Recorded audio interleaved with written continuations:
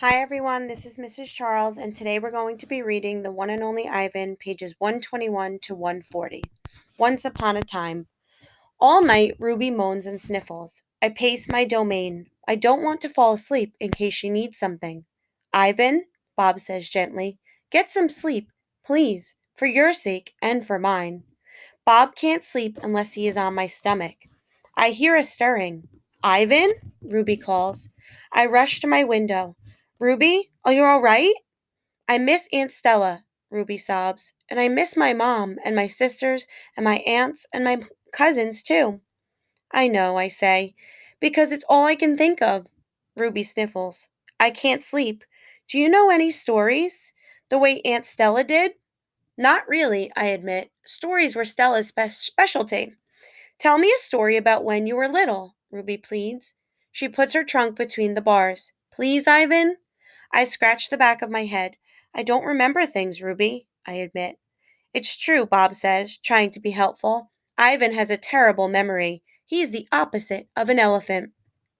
Ruby lets out a long, shivery breath. Oh, well, that's okay. Night, Ivan and Bob.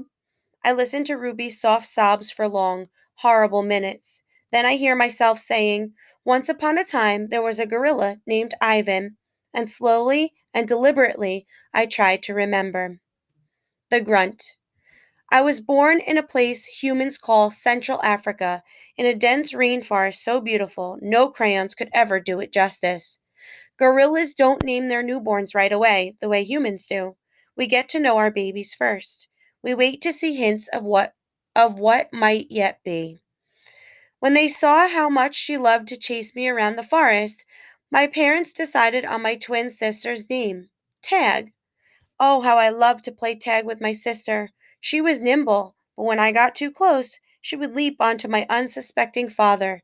Then I would join her, and we would bounce on that tolerant belly until he gave us the grunt, the rooting pig sound that meant enough.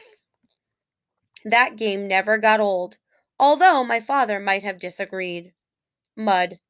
It didn't take long for my parents to find my name. All day long, every day, I made pictures. I drew on rocks and bark and my poor mother's back.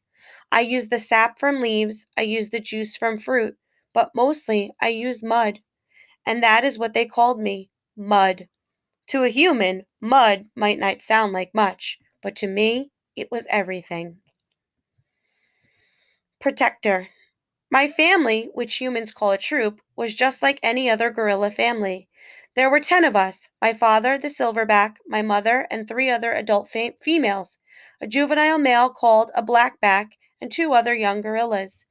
Tag and I were the babies of the group.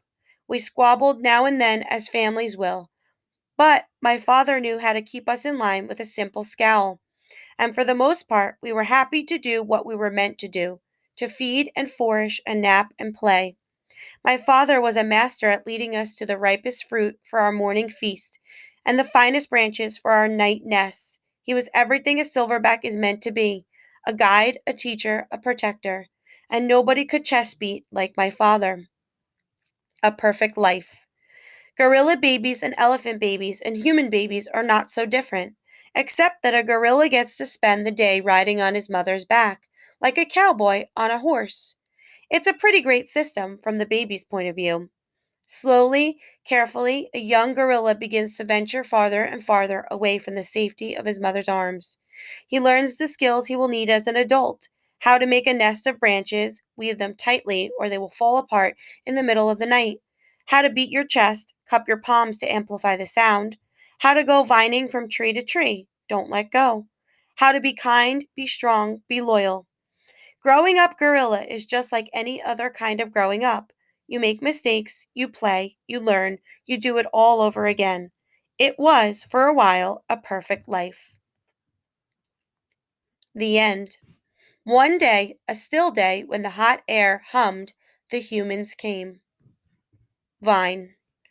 After they captured my sister and me, they put us in a cramped, dark crate that smelled of urine and fear. Somehow, I knew that in order to live, I had to let my old life die. But my sister could not let go of our home. It held her like a vine stretching across the miles, comforting, strangling.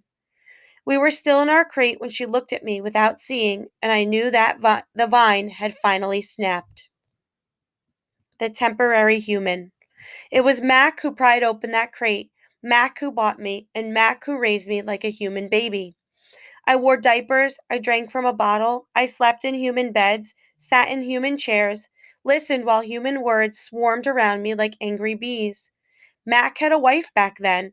Helen was quick to laugh, but quick to anger too, especially when I broke something, which was often. Here is what I broke while I lived with Mac and Helen. One crib, 46 glasses, 7 lamps, one couch, 3 shower curtains, 3 shower curtain rods, one blender, one TV, one radio, 3 toes, my own. I broke the blender when I squeezed 3 tubes of toothpaste and a bottle of glue into it. I broke my toes attempting to swing from a lamp fixture on the ceiling. I broke 46 glasses. Well, it turns out there are many ways to break a glass.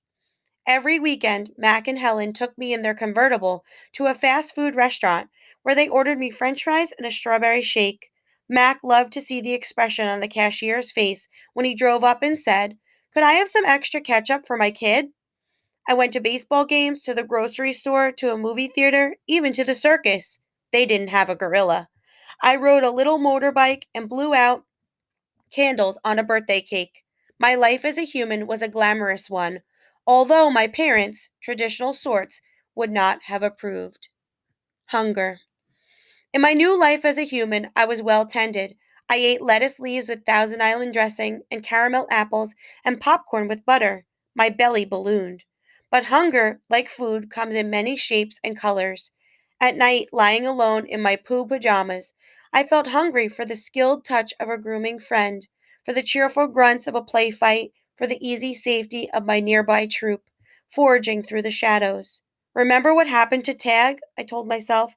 Don't think about the jungle. Still, sometimes I lay awake, wishing for the warmth of another just like me, asleep in a night nest of tender prayer plant leaves. I liked having sips of soda poured into my mouth, like a bubbling waterfall, but every now and then I longed to search for a tender stalk of arrowroot, to feel the tease of a mango just out of reach. Still life. One day Helen came home with something large and flat wrapped in brown paper. "Look what I bought today," she said excitedly as she tore off the paper. "A painting to go over the living room couch." "Fruit in a bowl," Max said with a shrug. "Big deal." "This is fine art. It's called a still life," Helen explained, "and I think it's lovely." I dashed over to examine the painting, marveling at the colors and shapes. "See?" said Max's wife. "Ivan likes it." "Ivan likes to roll up poop and throw it at squirrels," Max said. I couldn't take my eyes off the apples and bananas and grapes in the picture. They looked so real, so inviting, so edible. I reached out to touch a grape, and Helen slapped my hand. "Bad boy, Ivan, don't touch." She jerked her thumb at Mac. "Honey, go get a hammer and a nail, would ya?" While Mac and Helen were busy in the living room, I wandered into the kitchen. A cake covered in thick chocolate frosting sat on the counter. I like cake, love it, in fact, but it wasn't eating I was thinking about. It was painting. The frosting peaked and dipped like waves on a tiny pond. It looked rich and gooey, dark and smooth. It looked like mud. I scooped up a handful of frosting. I scooped up another. I headed to the refrigerator door. It was perfect, an empty, white, waiting canvas. The frosting wasn't as easy to work with as jungle mud. It was stickier and, of course, more tempting to eat. But I kept at it. I scraped off every last bit of that frosting. I may have eaten a little cake, too. I don't remember what I was trying to paint.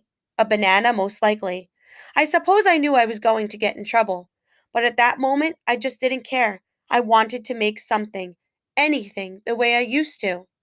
I wanted to be an artist again. Punishment.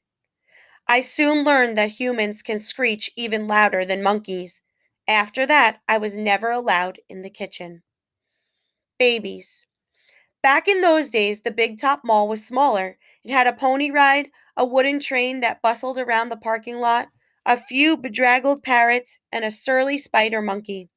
But when Mac brought me, a baby gorilla dressed in a crisp tuxedo, to the mall, everything changed. People came from far and wide to have their pictures taken with me. They brought me blocks and a toy guitar. They held me in their laps. Once I even held a baby in mine. She was small and slippery. Bubbles flowed from her lips. She squeezed my fingers. Her rear was puffy with padding. Her legs bowed like bent twigs. I made a face. She made a face. I grunted. She grunted. I was so afraid she would fall that I squeezed her tightly, and her mother yanked her away. I wonder if my mother ever worried about dropping us.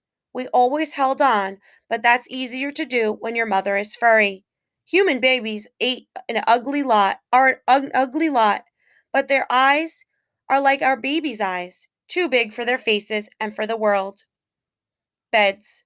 One day, after many weeks of loud talking, Helen packed a bag and slammed the front door and never came back. I don't know why. I never know the why of humans. That night, I slept with Mac in his bed. My old nests were woven of leaves and sticks and shaped like his bathtub, cool green cocoons.